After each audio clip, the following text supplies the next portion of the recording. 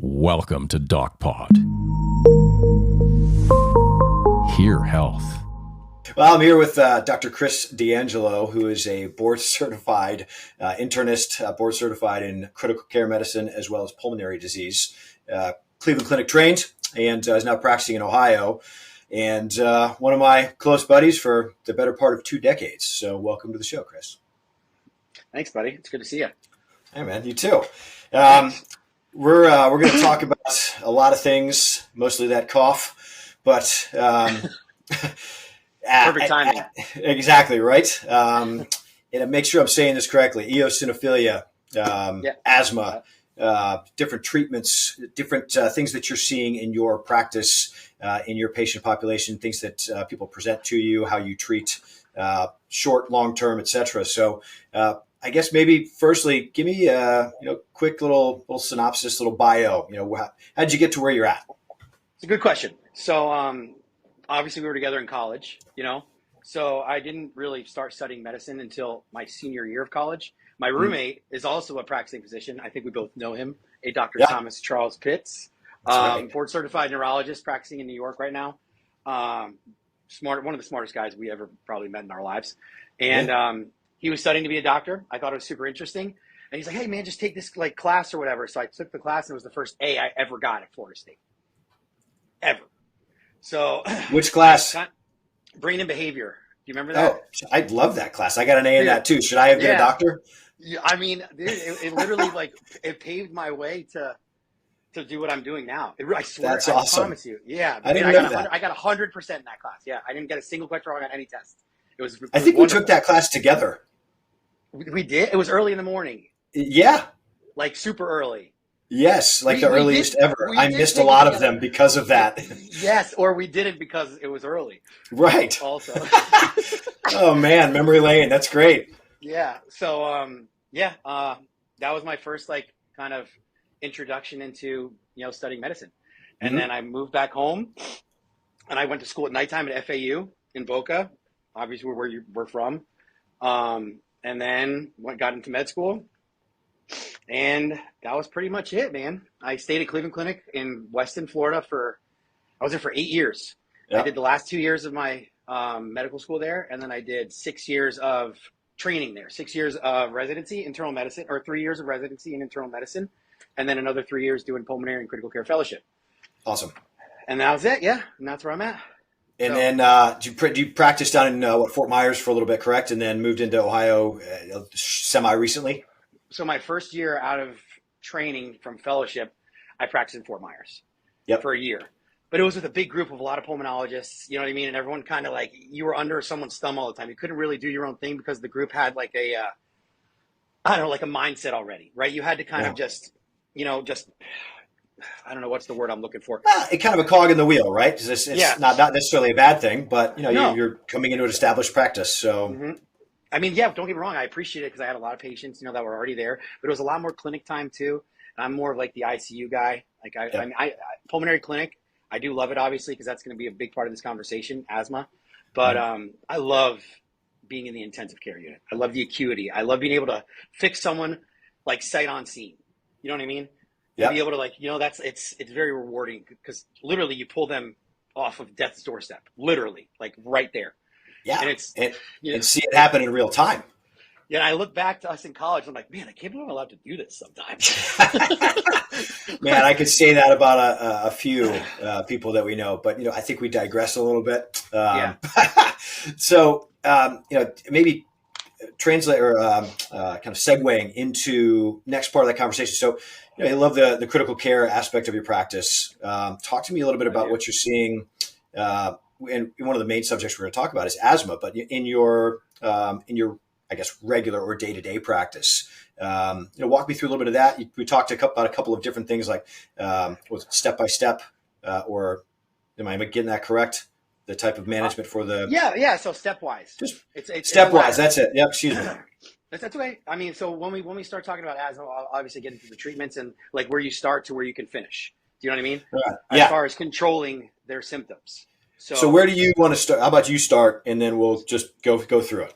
So basically, I kind of did I want to do a background. Asthma is a big topic. We could be here for 5 days talking about asthma, let Yeah. alone 45 minutes to an hour. So, the biggest things is getting the diagnosis, okay, coming up with a management, or a treatment plan. And then I kind of wanted to give updates in clinical practice that changed from when we were growing up. Everyone's puffing away on their albuterol all the time, every day, 6 times a day, and that's considered controlled. Definitely not. So basically, what I wanted to get into first, the main clinical features of asthma, what these patients are going to come into the office with, what they're complaining of, and how to go from there. Okay, the biggest one, like let's say you were coming in because you had asthma as a kid. What was your number one complaint when you were a kid when you came to the office? You got to go to a pulmonologist. Tightness. So I ended up just going to a pediatrician, I think, because that was what was available, and it wasn't as serious, but it was tightness in my chest. Anytime it was cold, I would go to football practice or track practice. What I'm running, any exercise-induced asthma is what I was diagnosed with, but it was bronchial. So very tight in the chest, couldn't breathe, wheezing, not to a point where I was having an attack. Like I was needed to go to the ER, but it was wildly uncomfortable. So exercise-induced bronchoconstriction is actually what we call it now, EIB. Okay. Yep. So it's not even it's exactly what you said. So you said bronchial, exercise-induced bronchoconstriction. That's it. So the treatment for that would just be the albuterol puffer, which wasn't wrong back then. Now it's a little bit different. We'll get into that. But yes, so you said chest tightness, shortness of breath, cough, and wheezing. Those 4. Chest tightness, shortness of breath, cough, wheezing. And then how to proceed. You can do a myriad of testing. Some of it is a little bit old school. So the stuff that we stick to now is mainly just pulmonary function testing. You go into a big box in the hospital. A respiratory therapist is there with you. Tell you to suck in and then breathe out for 7 seconds until you feel like you're going to pass out pretty much. Okay? That's the first part. Then they do that again after they give you an albuterol treatment or an immediate acting bronchodilator. Okay? And if you have response to that based on a few parameters, there's something called FEV1, which is a forced expiratory volume in a second, the first second after you breathe out. And if you have a 12% response to the albuterol, okay, in FEV1, and your FEV1 increases by 200 mLs, that means 200 mLs better than what it was to start with before the treatment, that's essentially a diagnosis of reactive airway disease because you have the responsiveness to the albuterol. Okay. Okay, does that make sense? Do you have any questions about that? So what if it is not that way? What if there is no reaction? If there's not any kind of a positive, you mentioned 18% or something to that effect improvement? 20% and 200.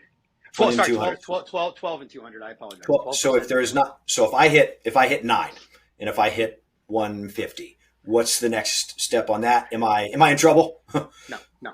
Great question. So clinically, you can still justify prescribing a controller bronchodilator or a rescue bronchodilator if patients say they get better, period. So just because you don't have the responsiveness on the test, you can't necessarily say, oh, they don't have asthma if they get better when they use the puffers, period, right? Now, if they don't get better when they use the puffers and they don't have that response, then you have to start thinking about other diagnoses that maybe are not asthma or airway related. Could it be COPD? Could it be heart disease? Could it be obesity? Could it be a myriad of other things, which I was going to get into also. So now you got to think also, asthma is an extremely prevalent condition worldwide. I would say around 300 million people are affected with this disease. It's incurable. I want you guys to know that also. Like that needs to be you cannot cure asthma, period. You can treat it, but you cannot cure it. It will never go away. So let's say it's like, go ahead.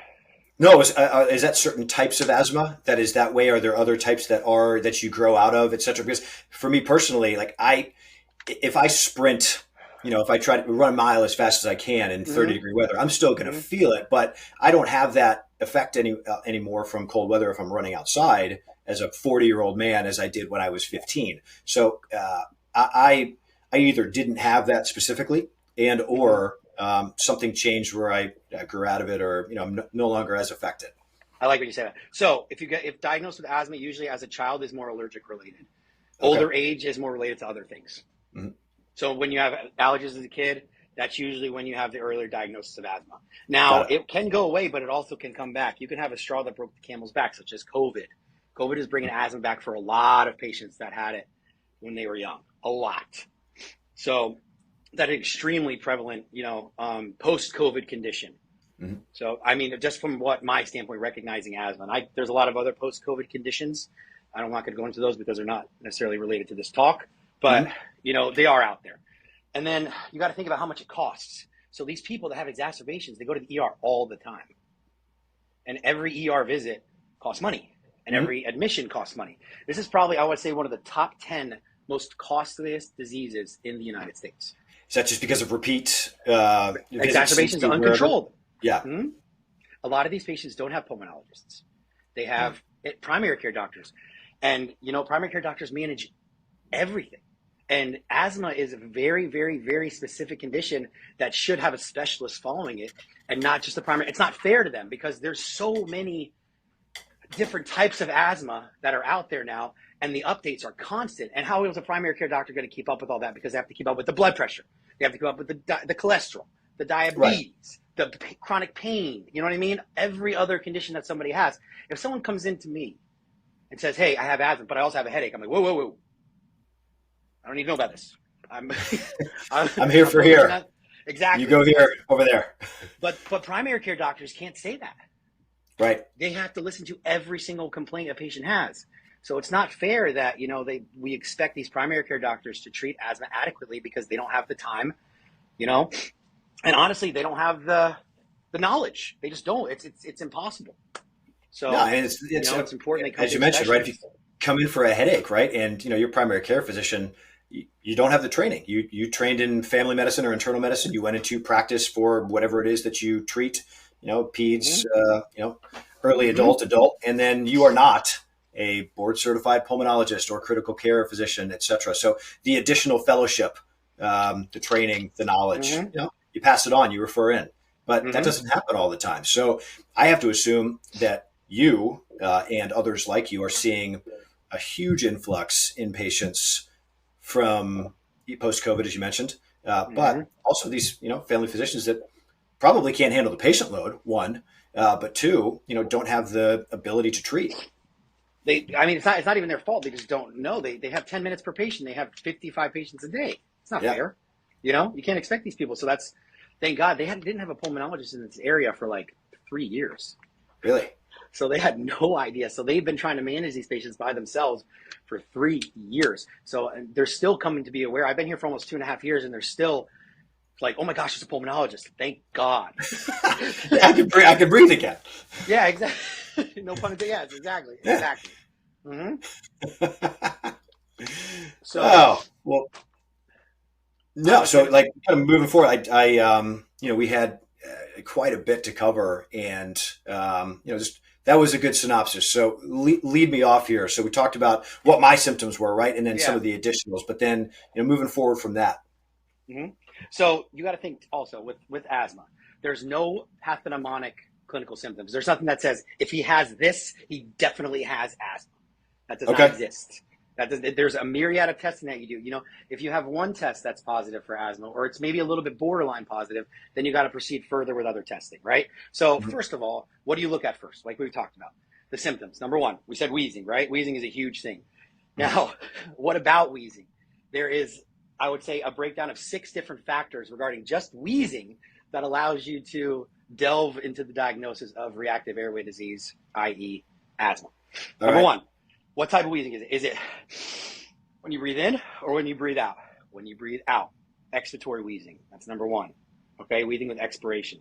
Number two, it's episodic. Like you said, colder weather, after exercise.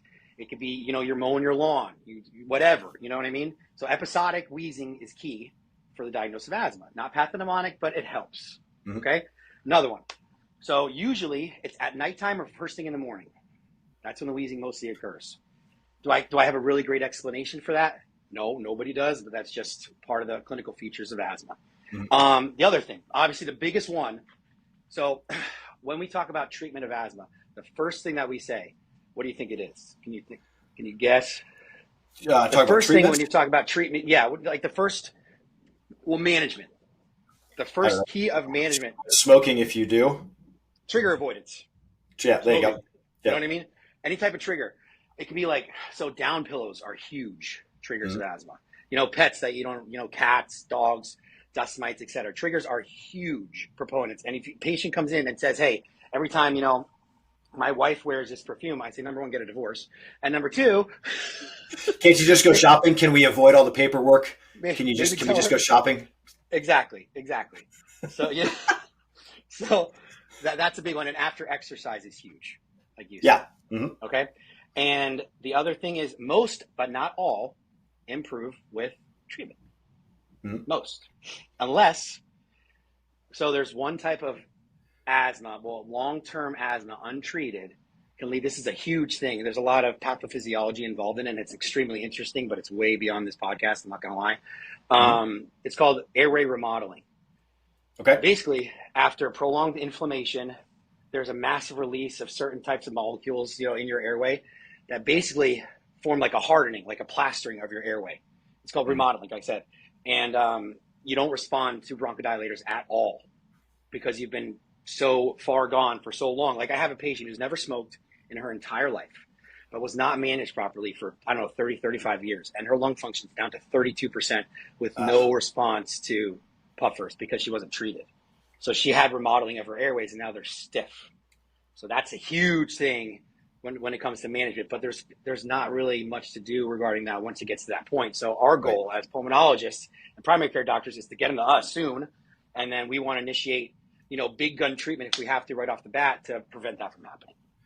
Let me ask you this. You mentioned a couple different things. I've got like an if then. So what if I am obese and I'm needing to avoid triggers in order to avoid an episode of this, whatever type of asthma I have. However, I'm obese and I need to exercise and it's exercise induced. How would you recommend that I go about that if I need to run, but when I run, I wheeze? Yeah, so great question. So the number one, one of the very, very, very pertinent comorbidities with asthma is obesity. They're like this because adipose tissue increases inflammatory markers in your body that causes asthma. And the only way to treat the asthma is essentially to lose weight.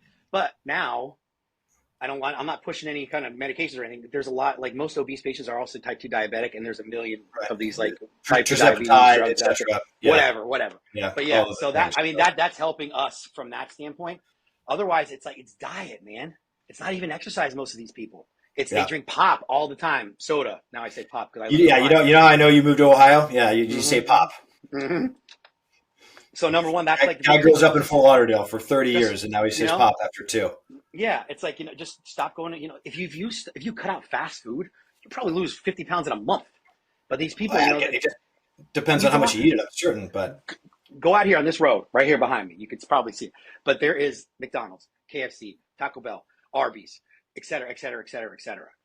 And if you try to go to a Panera and get a salad, it's like $25. I know. You go to McDonald's and they have like a $5 menu where you get a burger, a fry, and a Coke for $5. You should go out there with a sign. Just be like, hey, by the way, I work across the street, and this isn't working for you. Yeah, it's not going to go well. And the thing is, I have my patients like, I just had McDonald's before I got here. I'm just like, your BMI is 57. Yeah. Why are you going to McDonald's? Like, what are you talking about? And they have their kids. And every one of I would say 5 out of 10 of my patients comes in with some kind of soft drink, some kind of pop. Yeah. Not the diet ones, Mountain Dew, Pepsi, Cherry Coke.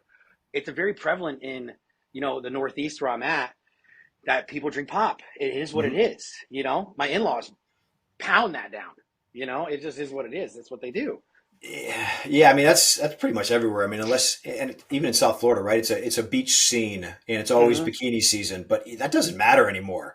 I'd say over the last maybe 10 to 15 years. Yeah. I mean, I'm not buying New Balances anytime soon here, but just saying, I'll tell some jokes. But with that said, not happening. Not happening.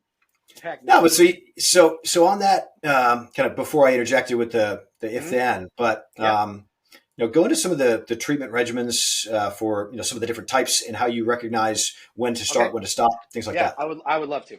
Okay, so I was going to go the differential diagnoses, but we kind of did that already: heart failure, et cetera, et cetera. And then what you literally just said, conditions making asthma worse. Before I go into treatment, acid reflux is huge. huge acid reflux because it irritates your airway. So you control acid reflux. Now we're going to the treatment, right? Control the acid reflux. Now I'm just talking about secondary causes that you can control that can help you control asthma before you just have a primary diagnosis. Okay. Are you with me? Yeah. Okay.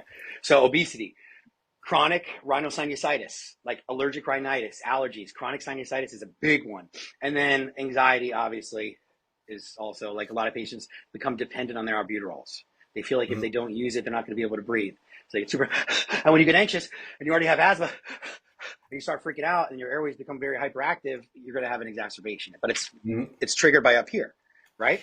Okay. So case in point, when I used to run track, I would use my inhaler beforehand in almost like preventative care, but I wasn't a doctor, of course. So you would open up my airways. I don't know if that was even legal according to the NCA, not NCA, like FHSAA, but even so, if it's regulated 20 years after the fact, please don't worry about it. But all that to say, it was up here. I was like, well, I'm going to not be able to breathe as well at the end of this 400 race. So because it is cold outside, it's middle of winter, et cetera. So yeah, sorry.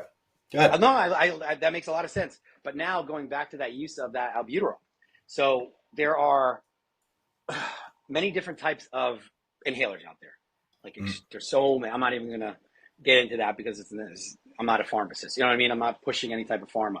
So the number one treatment that everyone used for asthma back in the day, even now with a lot of these doctors, is albuterol, right? Just albuterol as needed. Here's the deal. The more you use this albuterol, what we've seen is actually increased asthma-related complications. Really? With albuterol. They actually have worsening airway hyperresponsiveness the more they use albuterol because they almost develop like, okay, have you ever resistance used, or? No, kind of, but have you ever used it's like a rebound bronchoconstriction from using it. So have you ever used like Afrin for? Yeah. So the more you use Afrin, guess what? The more you have to use Afrin. Yep.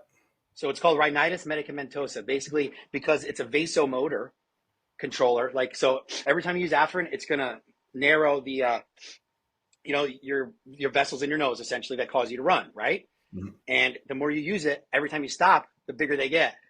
So you have this rebound rhinorrhea, rebound runny nose, and that's what we're starting to see with the albuterol. The more they use the albuterol, the worsening their airway hyperresponsiveness gets. So if I'm a patient and I'm using an albuterol inhaler all of the time, and it's been prescribed to me for however long or whatever, I'm seeing exactly what you just mentioned, and I have to use it more now because it's every so often that it's way more, and it's all day, every day. What's a recommendation? What's what Dr. D'Angelo, tell me how to fix this because I'm sick. Great, I would love to. So, and you do develop this loss of protection from the albuterol after a while of using it. Okay. So now what they're recommending, usually it's if you have mild symptom driven asthma, the first thing you start is an inhaled corticosteroid, such as a Pulmicort or whatever, just a steroid. That's it. Low dose steroid, period. If you have moderate to severe symptoms, which means you're needing the albuterol almost every day, multiple times a day, period, then you use a combined medication. Then you use a long acting albuterol-like substance. Long-acting beta agonist, plus the inhaled corticosteroid, like a Symbicort. That's what I've been doing. So my rescue inhalers for most of my asthmatic patients is Symbicort, period. And that's the combined, it's formoterol and budesonide. So the long-acting beta agonist, which is the formoterol, and the budesonide, which is the inhaled corticosteroid. That is my new rescue inhaler because the beta agonist portion, which is something that decreases airway hyperresponsiveness, spasm, does not decrease inflammation, which is the big driver of persistent untreated asthma. The steroid component is the key for anti-inflammatory airway disease. So the combination of the two is what would treat not only the symptom, but then the kind of long-term effects or lack thereof of whatever the inhaler would do. Correct. So if you just use the albuterol, that term that we talked about 5 minutes ago, the airway remodeling, is still occurring because you still have persistent inflammation, which is causing the hardening of the airway, period. The way to decrease that inflammation, again, is to add the inhaled corticosteroid component, period. Okay. So now there are 2 steps to managing asthma, 2 different types of treatment. There's a preferred one and there's an alternative one. The preferred one is what we just talked about. So stepwise treatment, remember? So this is the key for asthma. Step 1, as needed, inhaled corticosteroid. Okay. Step 2, you can go up to as needed inhaled corticosteroid plus the beta agonist long-term component, which decreases the airway hyperresponsiveness and the inflammation. And then step 4 is you just kind of increase the dose, right? You start on a lower dose. There's multiple doses of these steroids. Usually the component that is the beta agonist component for the airway responsiveness stays the same, the dose. The steroid component is what increases in these medications. Right. Okay. I would assume because of the whatever the inflammation is, if it's too much, then the other doesn't work. Is that correct? Mm-hmm. Yep. It's in higher doses. So right. Now, then, once you get to the highest level, this is when we're going to go into my bread and butter, which is these biologics. Biologics. That everyone is talking about right now. They've been out for years. I have no idea what that even means other than from our conversations. So talk to me like I'm 5. Tell me what a biologic is and why it's important. Great question. Okay, so biologics are basically, they act at the beginning of the inflammatory pathway versus the end. What happens when you get a really bad asthma exacerbation? What does your doctor usually prescribe to you? Steroids, prednisone, IV steroids. Prednisone is, the side effects of prednisone are innumerable. Yeah. We're talking about, cataracts, osteoporosis, frequent infections, cavities, diabetes, weight gain, fluid retention, hypertension, stress. The Robin Williams, anal leakage. Like that sounds like an effect to me, not a side effect. Yeah, exactly. Talking about like Patch Adams or whatever? No. What he did is stand up on HBO. I don't remember that. So the Ethidol, or I kept, not saying it for the children viewers here, but you got to watch it if you haven't. But that's what it is anyways, the litany list of side effects of this. Exactly. So now, what they have come out with a few years ago, I'm not going to go through all of the biomarkers they inhibit, the interleukins. It's unnecessary because I'm not going to talk to patients about that, right? And now I'm talking to patients. If this is a lecture topic for a medical school, I would have all that included, but it is not. So what these new medications do is they stop the inflammatory pathway before it starts. Okay. That's the key. But to get there, you have to be maxed out on all of these types of therapies. You have to be on step 5 of, this treatment plan. Okay. So you're talking about biologics. So the question is this, and again, I know nothing about this other than what you just told me in a previously bits and pieces, but is it recommended? Is it possible to get to the biologics step without those first 5? Because it seems like it would be preventative as well as treatment based for symptoms that present. Am I correctly assuming that? So to be qualified for these biologics, which usually they run about $4,000 a month, give or take. Jeez. Yeah. So insurance has to be able to cover these things, and you have to meet very certain specific criteria. So you have to be maxed out on a high dose inhaled corticosteroid combined inhaler, have to be maxed out on it. Most of these other medications at least require 2 bursts of prednisone over the past year to show that you are uncontrolled, and you have to be compliant with all of these things. And if you really just want to knock it out of the park and get these patients prescribed for it, you have to check their eosinophil count. Now, what the heck is that? So when your primary doctor does blood work for you, you get the printout, and usually, hey, this looks normal. Not necessarily. So the eosinophil is a type of white blood cell that mediates inflammation. It also treats parasitic infections. Okay, that's what it's for. This is a developed country. We're not too worried about, going on the streets and there's dog dung. You know what I mean? People aren't crapping on the side of the road. You know what I mean? Right. Not most times. Not most times. No, unless you go to Philadelphia. No, I'm just kidding. Downtown New York City every now and again. It's all right. Not a big deal. Exactly. So I lived there for 6 years. I can say that it was halfway my home. So I know you did. I know. I remember. You and Mark talk shit about your exes, trying to be models or whatever the heck you guys are doing. Yeah, I was the model hanger on. They don't have a lot of bald models, pal. No, they do. What's his name? I don't know. Actually, I have no idea. Tyrese. Yeah, there you go. But he's African American, so that doesn't count. Correct. Yeah. So, anyways, you were saying. Yes. So we digress. So basically, the eosinophil. Okay, like I said, from our topic today, what we're going to focus on is the fact that it mediates inflammation and allergies. It's very prevalent in patients who have a lot of allergies to pretty much everything in the environment. Period. Right. Okay.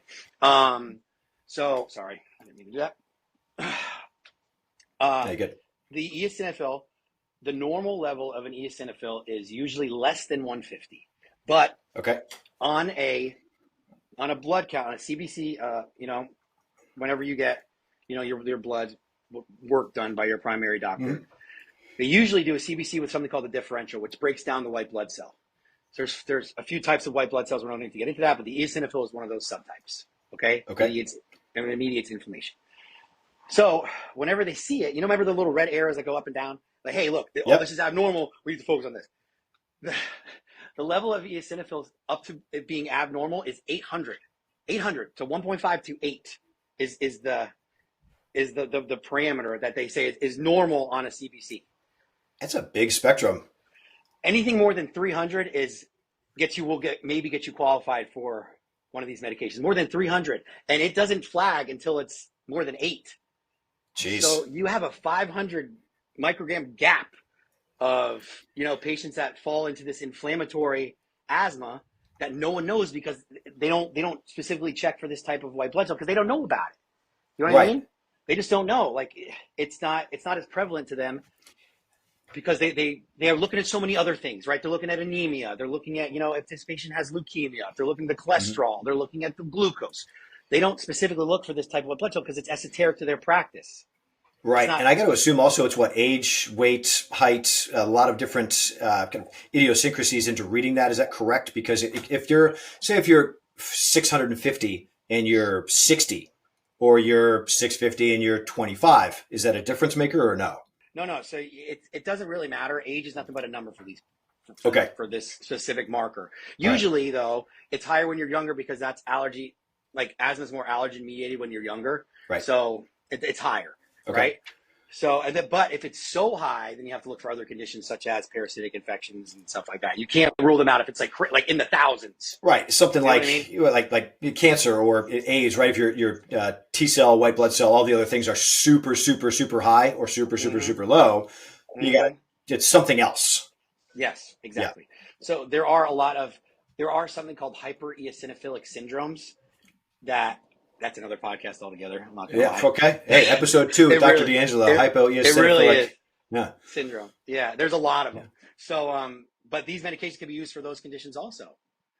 So, there's about 5 different ones out right now that you can prescribe for these patients. And most of the people that are prescribing them are allergists, immunologists, ear, nose, and throat doctors, and pulmonologists. Those are the big 4 that are prescribing these medications because they're the ones that these patients get forwarded to, and we know what to look for, right? This is our bag, right? We can't. This is our specialty. Stupid question potentially, but are there biologics for different specialties? Like, would there be one for your brain? Would there be one for are there biologics? GI or things like that? Yes, but they get 100%. There are it's an immunomodulator. Just call it something like that. Something that prevents your immune system from doing something that it shouldn't be doing normally, right? Got it. Yeah, for like multiple sclerosis, sarcoidosis. Of course, there's many biologics out there for these types of other conditions. Sure. I mean, typically people just call that medication, but since I'm talking to a physician who actually knows what they're talking about, that's why I was asking, because somebody like me, the first time I'd ever heard the word biologics was from you. And that was a month and a half ago. Well, yeah, we call it, but it's an immunomodulator. Right. Okay. It shuts down a portion of your immune system, just like other kind of medications do. But these ones do not really inhibit the immune system overall like the other ones do. Like they don't predispose you to like bacterial infection, to viral infection. They don't inhibit that main immune system that fights off every other type of infection, like pneumonia and stuff like that. Like these other like think about chemo, right? It's an immunomodulator. It shuts down everything, but then it predisposes you to everything. This does not do that. Specifically targeted towards the eosinophils or eosinophilia, correct? Exactly. Yep. Mostly, yes. But which makes it unique and amazing for asthmatics. Correct. So I have had patients that come into me with uncontrolled symptoms for years. I'm talking decades long, right? And non-smokers, and just like, well, I can't, I have persistent congestion, chronic rhinosinusitis, I have the post-nasal drip that exacerbates my asthma, I'm always coughing, and I figure out the best medication to get these people on. That's when it comes a little bit tricky because they are not, if you talk to the reps, they will say one's better than the other one, and better than the other one, and better than the other one. But as a physician, from my standpoint, they work pretty similar. They really do. I've seen, because I've prescribed so many, that I'm not going to get into this either because I don't want to propose one medication over another. I've seen certain subtypes of patients. Let's say I have a patient that has something called chronic bronchitis, which is under the umbrella of reactive airway disease, COPD, et cetera. Mm-hmm. I prescribe them this type of biologic, they get better. If I have a patient that just has, let's say, a persistent dry cough and airway hyperresponsiveness, I'll prescribe them this one and they get better. Now, is there any science behind this? Not necessarily. It's kind of just based on, as a provider, who I see improving better with certain symptoms on which biologic. Well, sure. You're like a coach at that point, right? You're calling different plays for different teams' defenses. So you know what you're looking at. You've done the research, you've done the studying, you've seen them before. So this is what we're running against this defense because I know what's coming. Correct. So now, getting into that, because these medications to most people are new, they're not really that new. I can remember during fellowship having, these going to dinners and having these people that from different types of pharmaceutical companies talk about these medications because they've been out for a while. Yep. But to most people, they're new, and they're shots, they're injections. So that also gives people a little bit weary, right? People would rather a puffer. Well, why would I all of a sudden need an injection for asthma? Do they do it themselves? Is it self-injected? Like an insulin needle or what have you? Yep. Not even. It's like an EpiPen. Oh, okay. Put it on the skin, tap it, wait for it to go. Yep. Hear another click, take it off. All right. Like easy peasy. Yes. So now the number one side effect that people are concerned about is something called anaphylaxis. Yeah. The anaphylaxis is that with that initial shot, you can have that hyper allergic response, which is actually counterintuitive if you think about it. But it happens to some patients. I've never seen it, but it definitely is the number one side effect. The other ones, the big ones, are injection site pain, a little bit of redness. So usually if I start them in the office, which I recommend that they go to the prescriber's office for their first injection, I watch them for 10 or 15 minutes, and if they're fine, they go home. Yep.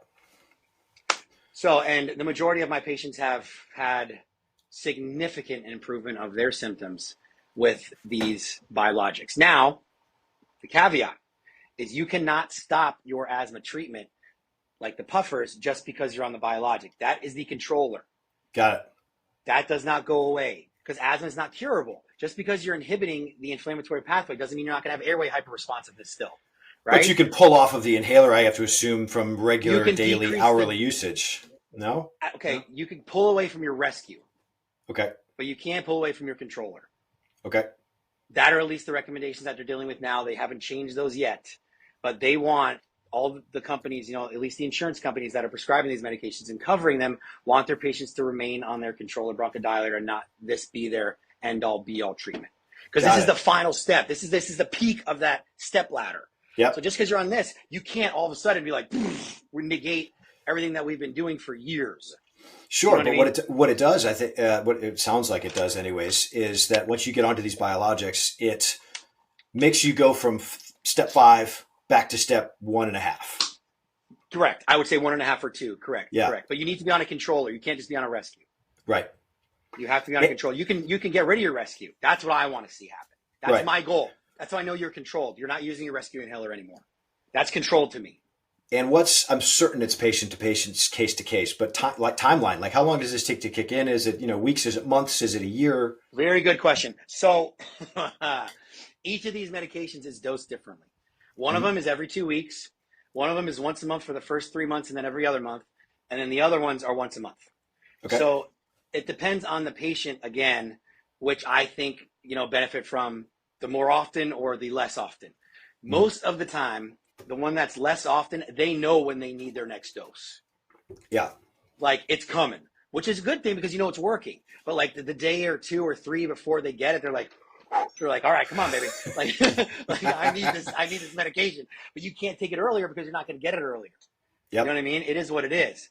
So, that's the key then, how kind of I want to prescribe these certain types of medications. The more controlled ones, or the ones that haven't been on, what is that noise? Haven't been on the maxed out for years and years and years. I'll do the one that is a little bit less often, but the ones that have been on years of treatment, multiple doses of steroids over the past year, have to I'll do the more that. often.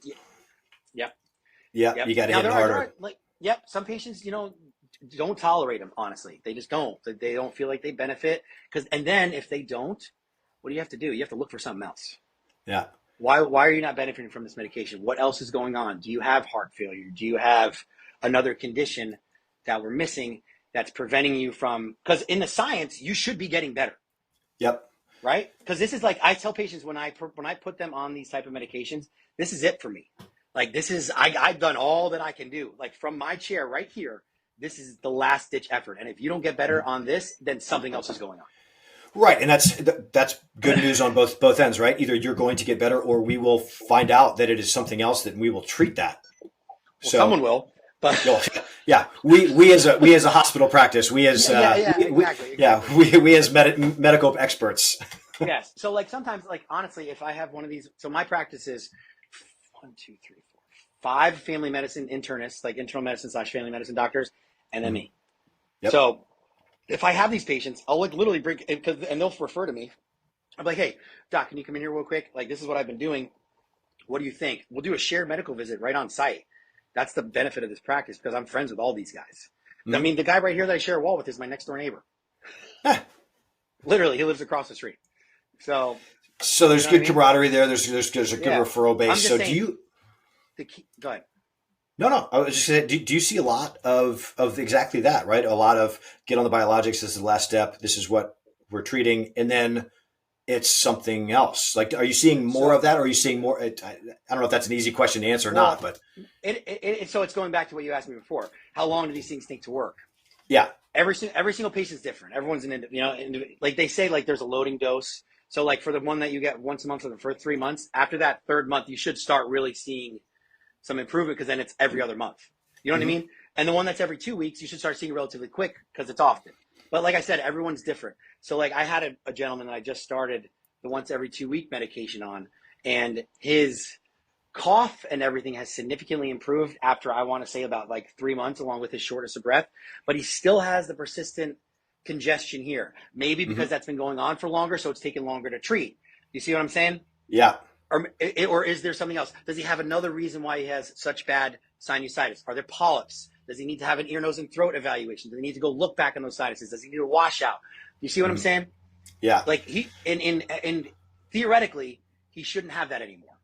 Right. So and as you peel back the layers to that onion, and you're just like, oh, well, I've got this. Oh, wait a minute. There's now this, or there's, you fill in the blank, right? With the sinusitis and, or, whatever that additional thing may be. Probably couldn't see that unless the one was treated, right? Or it wouldn't be focused on, or as you wouldn't be as hyper aware of it. Correct. Because now, like, why isn't it all of a sudden getting better? Like we've knocked down every other, pillar or whatever. We dotted I's, crossed T's, but now there's this outlier that's still not getting better, despite the fact that he's on he's been treated for everything as far as respiratory goes. Right. So then send him another specialist. I've specialized away here. Exactly. So like I've done all that I can do from my chair, like I say. And then, if I have to refer out to another specialist, then I do what you have to do. But, it gives you the ability to look for something else finally, because now we've treated everything else that we can treat. And now there's this thing that's still persisting. So maybe this is what we've been missing the whole time. Yeah. And you wouldn't necessarily be able to recognize that as readily just because there's a plethora of other symptoms that are overwhelming that the patient presents with, like, oh God, we got to treat this. He can't breathe. He's got all of these things, but then those are gone. Oh, by the way, you've still got XYZ. You need to go here.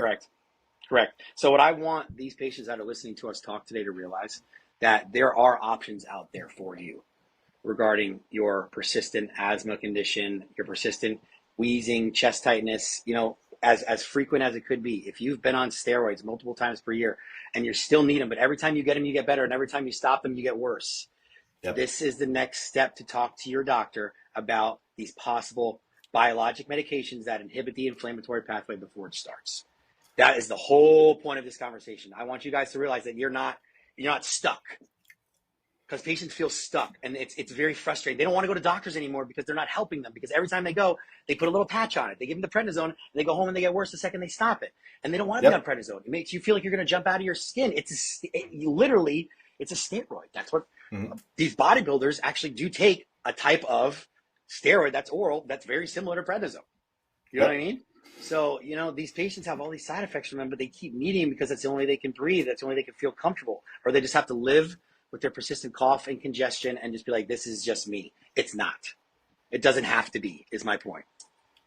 And I have to imagine, you mentioned 300 million people worldwide. That's the entire population of the United States, but globally. So with that said, there is someone, it only matters if there's one, but thousands of people that are doing exactly that. I mean, I guess technically was one of them at a much lower level, but you get a steroid, you get an inhaler and you call it a day. And then you just live with it. Live with it. That's what they say. There's nothing I can do. Doctors say that. I mean, we do say that, like, unfortunately, hey, you're not going to die from a cough. But it's very, it causes issues. It's embarrassing. Like, I have this one poor kid, that kid just, he's always doing that. How are you going to live your life? Yeah. Well, it's that. And with exercise and with, good night, all of the other things that come along with being short of breath, taking the stairs. I don't know, fill in the blank with whatever you can or cannot do, or what's uncomfortable for you to do. And, if and when it is this or a few other things that are treated by these biologics, these miracle discoveries. I'm not going to lie. They kind of are. It's changing the game 100%. Well, it sounds like, and it's changing lives too, because, being able to lift that weight off of somebody's shoulders. You got an elephant's foot on your chest half your life. Yep. But it takes time. You have to be patient, because you have to be on the high dose inhaler. You have to, have these certain other conditions, and then you look into it. So now this is going to be, that's not changing topic necessarily, but let's say you do look at your lab work and your eosinophils are not high, but you're on maxed out therapy. You know what I mean? And you've been on 2 doses of steroids over the past year. You can still get approved for these medications with normal eosinophil levels. For some. Got it. Not for all. Case by case? Yes. But let's say you were on a burst of steroids when they did the lab work. Your eosinophils are going to be low because the steroids are going to be dropping those eosinophil levels. Exactly. So, and people are not necessarily going to get off them to do blood work because you're uncomfortable and you don't.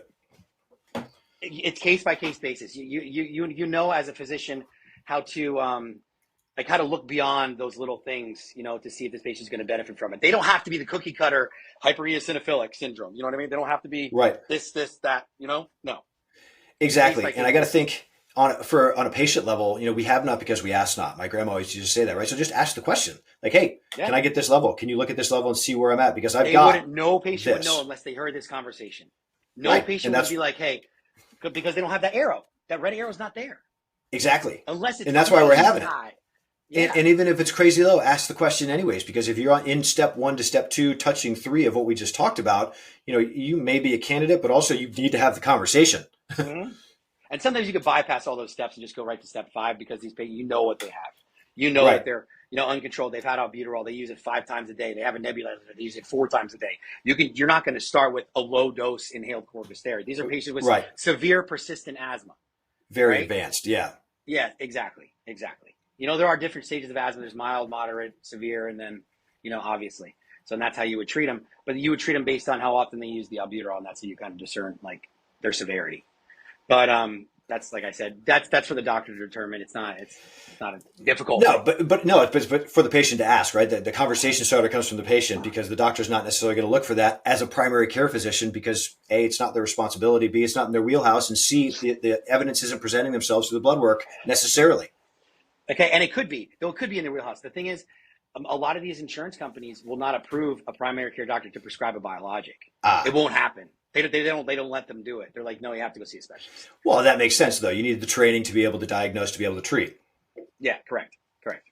So, and insurance is just insurance. You know how it is. It can be very difficult. A lot of hurdles. Separate episode. Yeah, I know, right? That was the take-home point that I wanted to drive in. Like, you're not alone. You're not stuck. There are options for you. Now that you know the right questions to ask, you know what I mean? Focus on that eosinophil count. Focus on your persistent symptoms. How many times you've needed steroids over the past year? How many times you've needed antibiotics for frequent exacerbations? Even though antibiotics are not the treatment for this at all, you don't necessarily have an infection. You just have persistent inflammation that's exacerbated by what? Environment. Any type of trigger. It's not necessarily an infection. Doctors get prescribed antibiotics for these patients nonstop. Oh, yeah. I can't tell you how many Z-Packs I've taken for no reason and that haven't worked and done anything. but and then I'm still resistant. Yeah, and that's what I am. Like my mom, when she was a kid, she took so much Benadryl that she had no more histamine left in her body. So just stopped producing You say Z-Pak. That's actually funny. So they actually started making a recommendation to start azithromycin for patients that have severe persistent uncontrolled asthma. What? And you give it a little bit randomly. Yeah, this is brand new. I have to even do my further research on this. It literally was just a recommendation that was made very, very recently. So I don't want to go into it right now because I haven't done enough research on it. But you triggered me to think about it. But yes, they have started azithromycin sporadically on these patients, and they are seeing improvement. Well, I can't wait to hear the research that you do on that, because even as a layman, I'm curious as to why. I mean, because it's anti-inflammatory. Well, yes, it's not just a treat. It doesn't just treat infection; it treats inflammation also. So I think maybe a lower dose that's spaced out is not going to cause a resistance. It just causes anti-inflammation. That's what I think. But like I said, I have to do way more research into it. I don't even want to broach that topic just yet. I'm on meloxicam right now because I had tendonitis in my elbow. So there are other low dose steroid, non-steroid anti-inflammatories. Don't roll your eyes at me. I can see it. I'm like, oh. I'm not the doctor here. I understand that. We're not talking about chronic NSAIDs and asthma. You don't want to get into that. Trust me. We're not doing that. No. I wanted to talk about me for a second. My elbow's killing me. There you go. Good. But I'll go to the elbow doctor for that. But there you go. So, kind of wrapping up here on this particular topic, like what else, if and when, do you want to touch on anything else? Or, I mean, we covered quite a bit, and I think quite a bit that will touch thousands of people if and when they want to tune in. So. And it's important because I am one of them that, 25, 30 years ago, I would have loved this information. My parents would have anyways. I would have loved for them to exist. So the fact that they do and the information does, and then you can now go talk to your physician or Dr. D'Angelo if you're in the Alliance, Ohio area. Or Canton or Akron or Salem, whatever. There's a very big, diameter of patients that are not being treated. But there's no pulmonologist. It's not their fault. There's no specialists in these areas. There's a few, but not many. So they can always like you said, the take home thing is, that your persistent symptoms can be treated. You have to be maxed out on certain types of inhalers, especially ones with a steroid in them. You should not be using albuterol over and over and over again, which will actually make you worse than better. You should be using something combined with a steroid in it. And then if you are on all those things, then the next step is to ask your physician about a possible immunomodulator, such as a biologic for asthma. All right. So where and when are we doing the next episode, buddy? I'm excited to continue on. I would love to, actually. I mean, I have so much to branch off of. So I would love to go into the azithromycin thing, for airway disease. We could start I would say I would love to start the next podcast with that and just kind of go back to this topic, but then talk about another topic. Yeah. And we talked about COPD a little bit too. I mean, there's 10, 15 different things that we can just rip through. But I mean, this has been unbelievably informative. Yeah, good. I'm glad. There's lung nodules for primary care doctors that know when to refer, when not to refer, which is a huge thing as far as lung cancer screening goes. Huge. So, I mean, that topic is massive, and it's out there everywhere. CT guided lung cancer screening. So I would love to talk about lung nodule follow-up for the primary care doctor and for patients in general on the next topic. I think that'd be great.